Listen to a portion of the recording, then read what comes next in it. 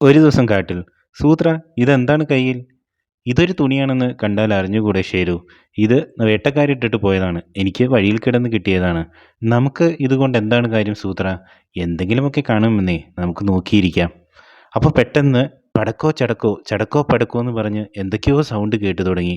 ഞെട്ടിത്തിരിഞ്ഞ് നോക്കിയ സൂത്രനും ഷേരുവും ഓടി വരുന്ന ഒരു കാളയാനെയാണ് കണ്ടത്. ചടക്കോ പടക്കോ ചടക്കോ പടക്കോ.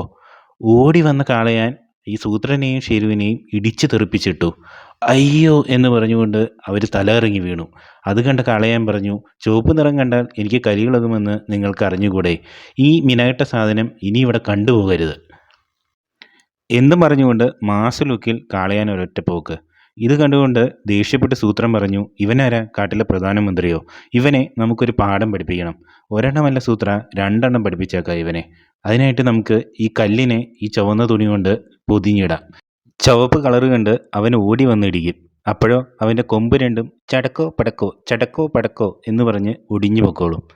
നോക്കിക്കേ സൂത്ര, അവൻ വരുന്നുണ്ട്. ചടക്കോ പടക്കോ ചടക്കോ പടക്കോ ചടക്കോ പടക്കോ ചടക്കോ പടക്കോ.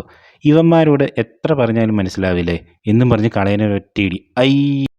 ഇടിയുടെ ശക്തിയിൽ കല്ല് വീണ്ടും ഉരുണ്ടുപോയി. ഉരുണ്ടുകൊണ്ട് എന്ന് അത് സൂത്രനെയും ഷേരുവിനെയും ഇടിച്ചിട്ടു. ഇവരെല്ലാവരും കൂടി ഒരു പുഴയിലേക്കാണ് വന്ന് ചാടിയത്. ചടക്കോ പടക്കോ എന്ന് പറഞ്ഞ് എല്ലാവരും വീണു. പണി കിട്ടിയപ്പോൾ എല്ലാവർക്കും കിട്ടി. വയ്യാതെ ആ പുഴയിൽ നിന്ന് എഴുന്നേറ്റ് വന്ന സൂത്രം പറയാണ്, ഷേരു, ഞാനീ പണി നിർത്തി. ഇനി ഇടി കൊള്ളാൻ എനിക്ക് പറ്റില്ല. അങ്ങനെ അവരവരുടെ ഗുഹയിൽ പോയി കിടന്നു. അപ്പോൾ സൂത്രം ചോദിച്ചു, തന തുണി എന്ത് ചെയ്തു? ഞാനത് ഉണക്കാനിട്ടിരിക്കുകയാണ് സൂത്ര. നന്നായി, പക്ഷെ അത് എവിടെയാണ് കൊണ്ടുവന്നിട്ടിരിക്കുന്നത്? നമ്മുടെ ഗുഹയുടെ മുന്നിൽ തന്നെ ഇട്ടിട്ടുണ്ട് സൂത്ര. എടാ മണ്ടൻ ഷേരു, നീ ചതിച്ചോ? അയ്യോ! ഇതുപോലെയുള്ള രസകരമായ കഥകൾക്ക് വേണ്ടി നമ്മുടെ ചാനലിനെ സബ്സ്ക്രൈബ് ചെയ്യുക. കമൻറ്റ് ചെയ്യാനും ലൈക്ക് ചെയ്യാനും മറക്കരുതേ.